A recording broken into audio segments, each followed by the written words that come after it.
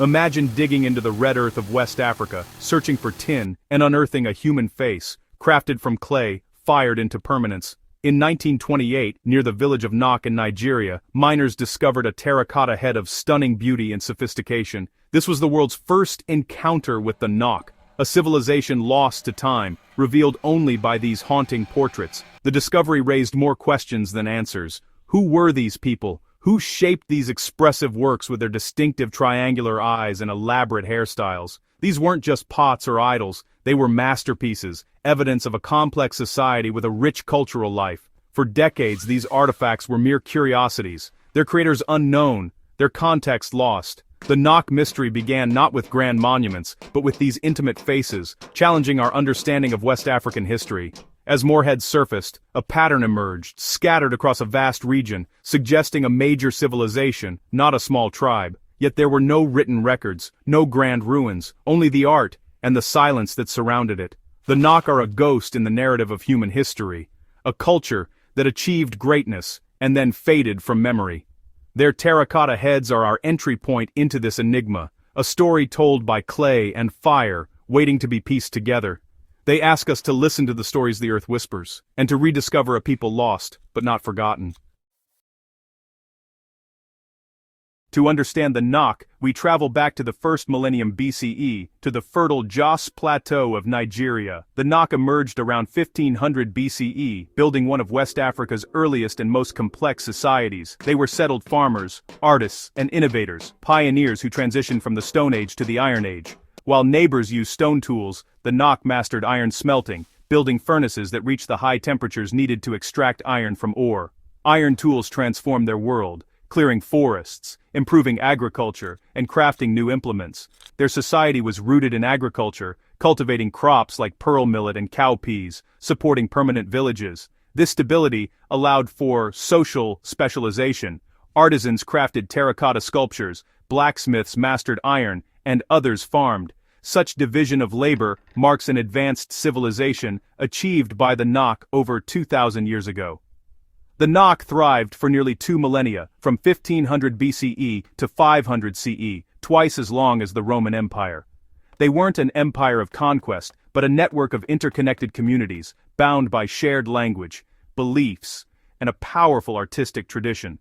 Their culture spread across a vast territory, leaving a legacy that would shape West Africa for centuries. The Nok story is one of innovation, resilience, and a civilization whose influence echoes long after its disappearance. The Nok's most enduring legacy is their extraordinary terracotta art. These are not simple figures, many are life-sized heads, each uniquely crafted with striking detail and emotional depth. The artists shaped clay into expressive faces, large triangular eyes, intricate hairstyles, parted lips, features that seem almost alive. Remarkably, this style remained consistent across vast distances and centuries, hinting at a shared cultural identity. The sculptures depict humans adorned with jewelry, offering glimpses into Nok fashion and social status. Some figures hold objects or pose in ways that suggest roles, priests, rulers, or ancestors, though their true meaning remains a mystery. Were these portraits of real people, or idealized ancestors? Were they used in rituals, as grave markers, or to ward off evil? Without written records, we interpret their meaning through the silent language of art. The creation process was sophisticated, local clays, mixed with gravel, hollow forms for even firing, and a tradition involving entire communities. The sheer number of surviving sculptures shows this was central to Nok life, a communal art form binding society together. Nok life was deeply tied to the land and seasons. As skilled farmers, they cultivated grains and legumes, sustaining permanent settlements in fertile lands. Villages bustled with activity, grain grinding, fieldwork with iron hoes, and harvest stored in granaries. Agricultural surplus freed time for other pursuits, fueling cultural complexity. Iron smelting was a cornerstone, clay furnaces, charcoal, and skilled blacksmiths producing essential tools and weapons. Blacksmiths held respected status, their craft seen as almost magical. The Nok were not isolated, they traded with neighbors, exchanging goods, materials, and ideas. This network spread Nok influence and facilitated cultural exchange across West Africa. At the heart of society was a rich spiritual life, Terracotta figures likely played central roles in rituals, ancestor veneration, or worship. Social hierarchies and personal identity were expressed through elaborate hairstyles and adornments, with elders passing down traditions that held the Nok world together. After nearly 2,000 years, the Nok Civilization suddenly vanished around 500 CE. The creation of terracotta sculptures ceased, settlements were abandoned, and a vibrant culture faded into silence. The reasons remain a mystery: no records, no final battle, just disappearance. Environmental change is a leading theory. Centuries of iron smelting may have caused deforestation, soil erosion, and famine. Climate shifts or drought could have made the land unsustainable for large populations. Disease is another possibility. A new epidemic could have devastated settled communities, collapsing social structures. Internal conflict or external pressures may have fractured society, forcing people to flee and abandon traditions. The Nok may not have vanished entirely.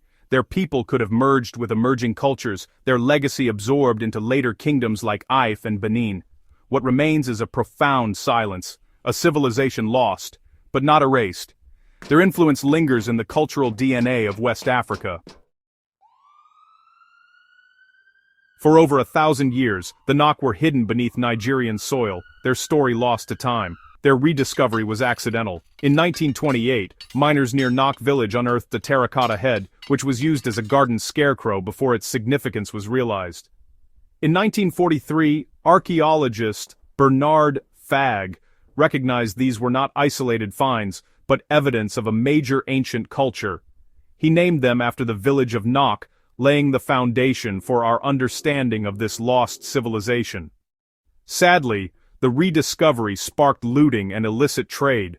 Artifacts were dug up for profit, not knowledge, destroying crucial archaeological context. Many Nok sites were lost, and countless sculptures now reside in private collections and foreign museums. Despite this, dedicated archaeologists continue their work. Modern techniques like thermoluminescence dating and clay analysis are unlocking new secrets. Careful excavations reveal more about Nok settlements, diet, and ironworking technology. Each discovery is a victory against the destruction of the past. The Nok are slowly reclaiming their place in history.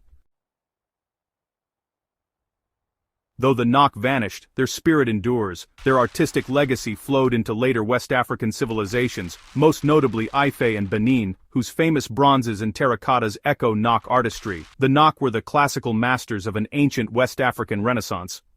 Their rediscovery is a source of immense pride, proving Africa's deep, sophisticated history long before European contact. The Nok sculptures are powerful symbols of indigenous innovation and creativity, inspiring people across the African diaspora.